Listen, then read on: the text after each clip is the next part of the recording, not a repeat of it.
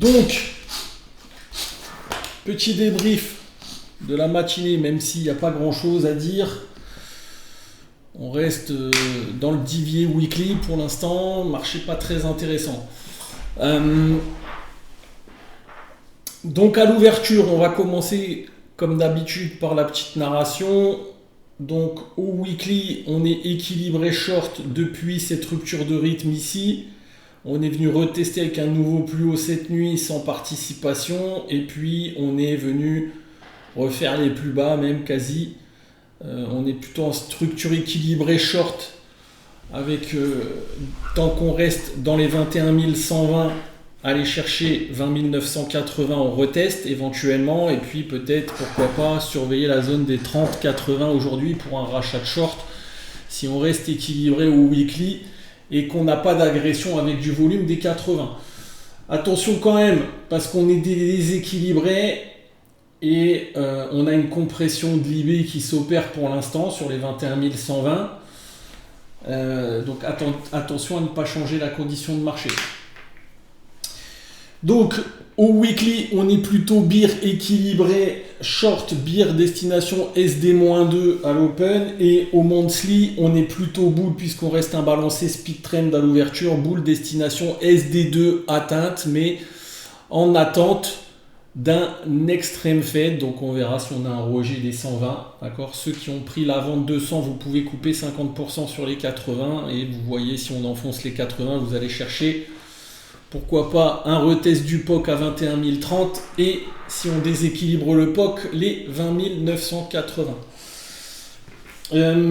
Donc on a de la zone de dissonance dans les VWAP, puisqu'on a un monthly qui est bull et un weekly qui est bear. Comment on va régler cette dissonance? Donc on peut la normer, cette dissonance, entre 20 040 plutôt et 21 120, 21 040 pardon et 21 120, c'est-à-dire 21 040 c'est plutôt le bas de la zone de dissonance et vous voyez qu'on a rebondi dessus ce matin, et 21 120 plutôt le haut et vous voyez que ça revend sur les 21 120. Pourquoi? Parce que si on repasse au-dessus des 120, on remet du volume en déséquilibre, d'accord, du DVA avec un rachat de short possible tant qu'on restera au-dessus des 120. Attention quand même, parce que là il y a eu des forts volumes baissiers. Donc tant que cet échec n'est pas repris, on fera attention à des fausses sorties au-dessus de 120, d'accord. Et également 21 040, parce que 21 040 c'est la réjection du POC composite, d'accord, et que tant qu'on a la réjection du POC composite, on peut avoir un changement de condition de marché. Au niveau structurel, ce matin, on a ouvert en déséquilibre au-dessus d'un composite. D'accord, et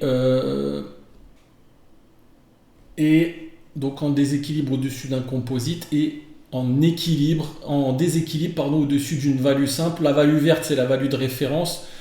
Donc si on a un break des 120, un break de l'IB, on fera attention à un rachat de short éventuel, d'accord, pour aller retester les 170, voire un excès, d'accord. Et ramasser la liquidité peut-être, et si on ne break pas les 120, alors nous on a revendu tout à l'heure les 100, mais c'est du scalping pour l'instant puisqu'on reste dans la zone de dissonance coincée entre les 40 et les 120, d'accord. Donc on a plutôt une compression de l'IB pour l'instant, et il faut surveiller si le POC de la nuit, là, les 80-90 réimbalance le marché. Si on a une réintégration des 100, on pourrait avoir un rachat de short éventuel à nouveau, peut-être pour aller chercher un retest des plus hauts éventuellement. Si on n'a pas de breakout des 110, alors attention à une mise en déséquilibre avec un rejet, puisque pour l'instant on a les 123 où on a fait un nouveau plus haut sans participation pour l'instant. Donc l'idée c'est tant qu'on tient ces 123, c'est de faire attention. Si on break ces 123, on risque d'imbalancer le VWAP journalier sur un setup de breakout et peut-être à ce moment-là acheter plus sereinement. Donc moi j'attendrai pas forcément les 123, Mais si on a un break de 110, des 110 avec du volume, avec un fort signal, je miserais sur la force narrative avec un échec à rester déséquilibré sous la value verte pour éventuellement aller retester le ODF et si on break un nouveau plus haut sur les prices. Ok. Est-ce que c'est clair pour vous? Ok. Donc ici, qu'est-ce qu'on a fait comme trade ce matin? Bon, on a scalpé, pas grand chose, hein, on a fait des gains et des pertes. On a ici tenté des petites ventes par ici sur un nouveau plus haut qui était sans participation, d'accord, puisqu'on restait déséquilibré. Et puis on a acheté les 99, donc c'était par ici, on a fait 24 points.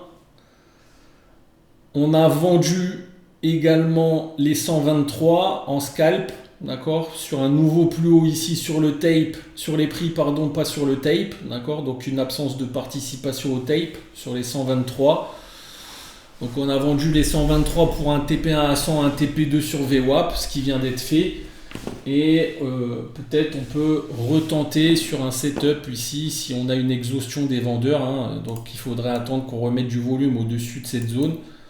C'est mieux. Peut-être un setup de breakout sur un rebond des 21 080 pour réimbalancer le marché, aller retester les 120, 130. Ok.